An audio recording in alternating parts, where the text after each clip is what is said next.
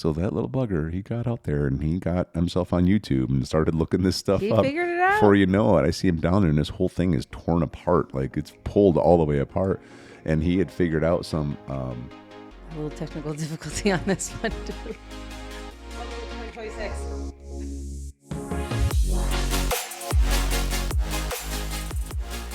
Hello, everyone. We are Greg and Jacquie Francis, and welcome to High Performance Parenting, where our passionate goal is to encourage you to raise champion children in a crazy world. Every week, we will bring you multiple episodes from our extensive experience of raising our six happy, healthy, successful, godly kids who are confidently equipped to win big in life. We deeply believe that any parent who is provided with the right knowledge and continual support can raise amazing kids. And when they do, all of our futures get better. If raising up future generations of absolute champions matters to you as much as it does to us, here's how you can contribute. Like and share this podcast with everyone you know. And together, let's embrace this journey of raising champion kids in a crazy world. Okay, babe, we're back. We're back. Welcome back. We are talking about goals, and I didn't know if you were going to keep talking, so I didn't want to interrupt. Hey, where do you learn to make a banana split? At home. Sunday school. Oh, a Sunday school. That actually would be really fun. We should do a Sunday party here. Hey, what cars do eggs drive? A Volkswagen. It's kind of fun today. He's doing his jokes, and he has his dad shirt on today. You're doing dad jokes with your dad shirt on. Oh, gosh, that's so funny. You know, talking about the shirt, those that are seeing it, it's so cute. We have this tradition in our family. I got these, I don't know, a handful of years ago, I would say, these shirts. And all of them have our names on it. So obviously Greg says dad, mine says mom. And then all the kids have their names on it. And then in the back, we're numbered, right? Because dad, Greg's number 1, I'm 2, 3, moving on.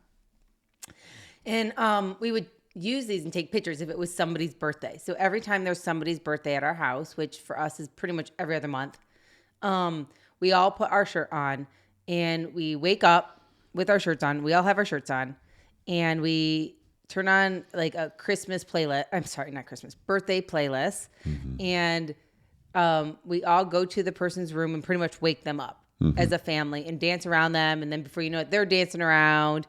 And we celebrate them. And it's become such a cute tradition for us because we're pretty flexible, like when maybe a little birthday party will be or a dinner will be. But if we're all home and we're not traveling or anything like that, we do the best of our ability to wake up the day of their birthday, put on our outfits, and just head to their room. Yeah. Isn't it so much fun? And we're all wearing our outfits. So mine says dad, yours says mom, then it's everybody's names. And then we have on the back, Francis with the numbers, right? We're in 1 through 8. And you're right. And it is a fun tradition. And you always have breakfast bagels waiting. I do. And somebody decorated a little bit around it. And we take pictures. And, it's just kind of a fun hour of the day. Then we get our day going. Then we always have some kind of like dinner for them some other day, probably, Yeah, if it works that day, we're always happy to do so. But, we're pretty flexible when it comes to birthdays at our house. But the day of, we try our best to make sure we do. And it was interesting because Drew's birthday fell on his birthday's during Christmas season. And so it fell during was it a Sunday morning, I think it was this year, which, only happens once in a while. But we worked extra hard to make sure he felt love kind of like the night before because that morning, half our crew was serving. So they left at 6 o'clock in the morning. So they couldn't make it and all that stuff. But he was so happy. He was like, thanks for making it special, guys. And it's one of those neat things that we do. Yeah. Okay. So let's continue our goals here for the family. We're on to Drew's right now. And he is, for him, he made the Mustangs club basketball team, which is a great experience for him. Really got to be stretched around some good players and good competition. We wrote down that he fixed countless things.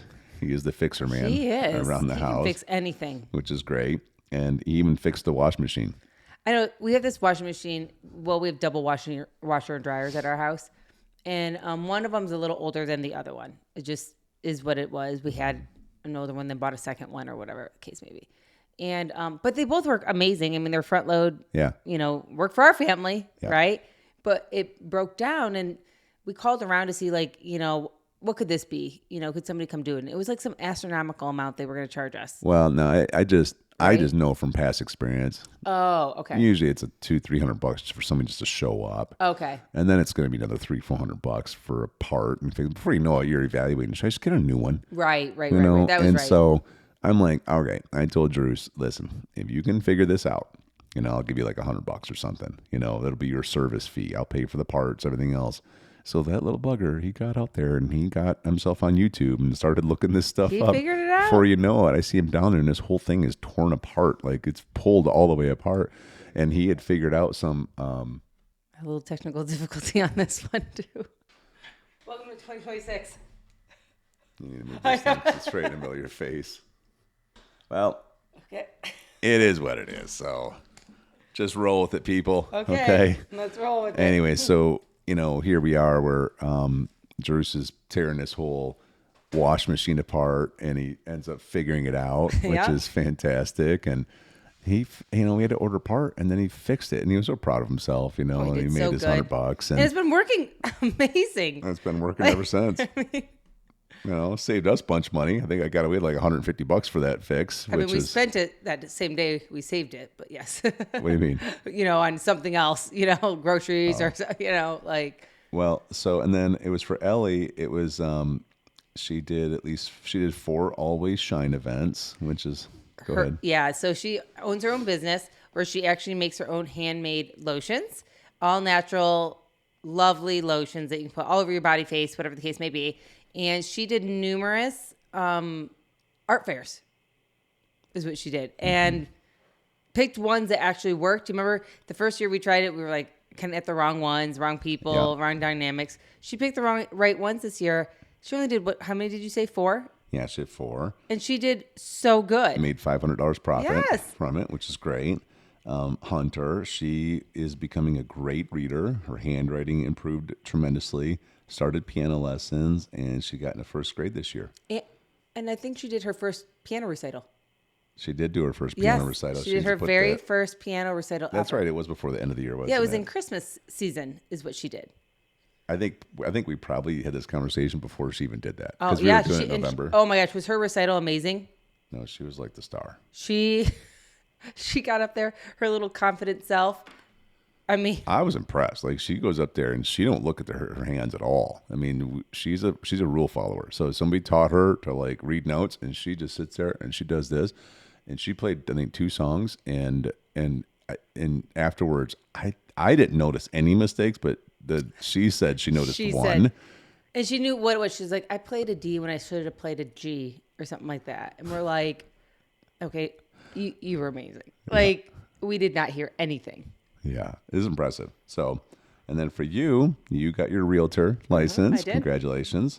I know that was an effort you had to put in because, those tests are not easy to actually have to pass, which is kind of weird. But I remember you and I were studying like crazy. I became your math tutor. Well, Greg started becoming my study buddy is what he was, and helped me through, especially like the math part of it. Obviously, your engineering brain, can... break it down a little different. So you were able to help me through those, which was really helpful. So funny how they established these things. They give you, word problems written intentionally overly tricky to make you fail them. So you have to take this test multiple times and then they make more money. Yeah. It's a bad it's biblical. setup. For the love of money is the root of all evil. Yeah. So whatever. You got through it. And, you served in DNA all year. You even did the Book of Miracles on stage at church, which was great. And then for us... But wait, did you graduate DNA?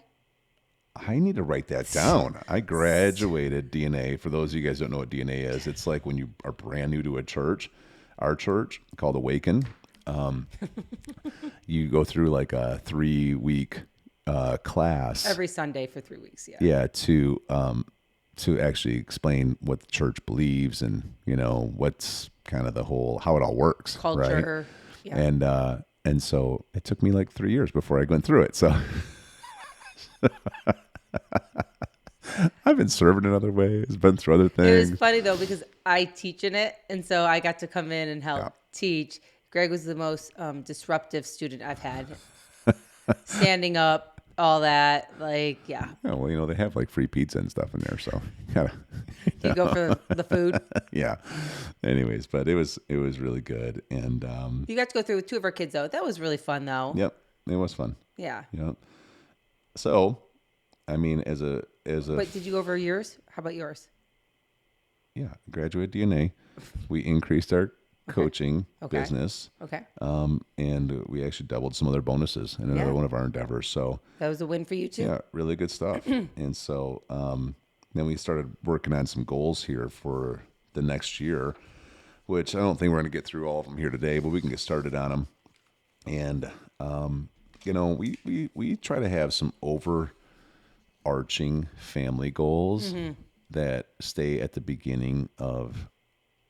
Well, honestly, we filter pretty much every decision through, and for us, number one is we want our marriage to be more connected, and I feel like we have this goal almost every year, and I'm proud of us because I feel like we've been accomplishing it. Do you know what I mean? Like, and I think one of the best compliments we got the other day when we were on the Man Maker call and you came on and you were doing a little segment on what every man should know about women, kind of thing. And one of the guys that's on there, who is even a little bit older than us, been married longer than us, but he made a great comment at the end. He said, Greg and Jackie, we just really appreciate you guys because we see you after 22 years of marriage still putting so much effort Right. into growing your marriage, to actually fighting for being more connected, to not just letting anything just stay the same, but always improving. And he said, because you guys are doing it, it makes all of us want to do it. Wow. Wow. And I was like, well, dang, okay. Wow. Man, what a compliment. Especially coming from someone, probably 10 years our senior. Right. And so they've been married over 30 years. Yeah. Right. And it was just really neat. So that's one of our goals. Another goal for our season, this is for this year with what we have going on, is that our kids excel at their sports. Right. And not like in a weird, they gotta be number one at everything. And, we're trying to get scholarships, and Yeah. sometimes that can get a little crazy. And there's, I know both you and I are studying about this right now. Like, there's a great book called Changing the Game. It's really good. That is all about the mindset of youth sports today and how to help lead your kids to be able to get out of youth sports what they should get out of youth sports, which is the life lessons they can take with them forever, versus, I just want to be on a team that wins, even if the coach is not a healthy character person. If he's getting the wins, that's the team we want to be on, kind of thing. Like, there's a lot of really good tips in there, but we want our kids to excel at sports, primarily because we want them to learn life lessons of having to push themselves. And we also want them to enjoy the experience again, I know for me, I'm enjoying the experience of sports when I am challenging myself to be the best that I can be. Right. Yeah, I think just to add to that real quick is you're right. We don't have this crazy expectation that our kids have to go on and make this a career or anything like that. That's not at all what we're trying to do. What we are trying to do is give our kids the best opportunity to enjoy sports and not have any regrets. I think that's the biggest thing is if you never went for it, you might wonder, why didn't I?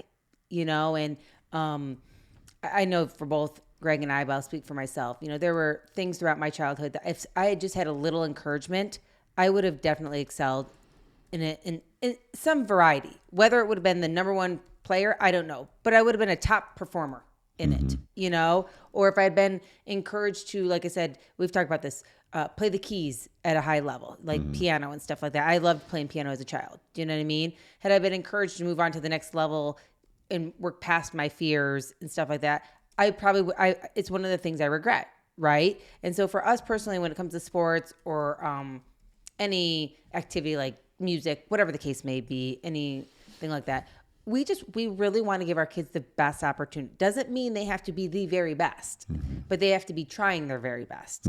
If we see that they're not trying their very best, then that's a conversation that we're going to have, because that's not who you are. Our standards is your best is enough, but your best is required. And so I think that's one of the things with sports is, watching our kids enjoy themselves, maybe maybe they're not on the team they want to be on. You know, we've worked through that with a couple of our kids where we feel like, gosh, you got to work a little bit harder if you want to be on whatever, the varsity or the A team or whatever you want to call it, right?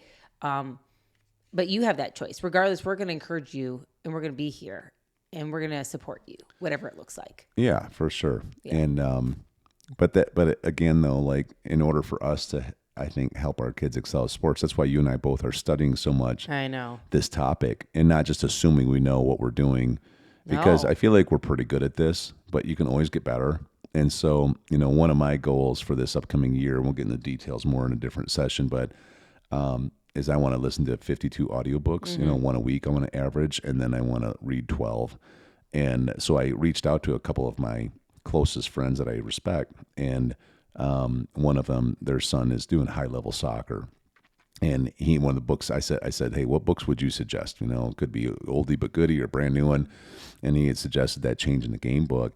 And I can see why now, you know, because there's a lot of really powerful information in there. So anyways, we'll end here, but kids excelling at sports, also growing spiritually. You know, we're getting confessions out over their sports, Yeah. and we're doing a lot of cool things that actually tie your faith into what the other goals are, which is pretty sweet. So, all right, well, that's it. We'll continue this in the next one. Okay. Hey everyone, thanks for listening and thanks for your love and support. We hope that today's episode added tremendous value to you and your family. It would mean so much to us if you would partner with us on our mission of helping parents around the globe raise champion children in this crazy world. To do so, simply take a moment to like and share this podcast with everyone in your network. See you next time.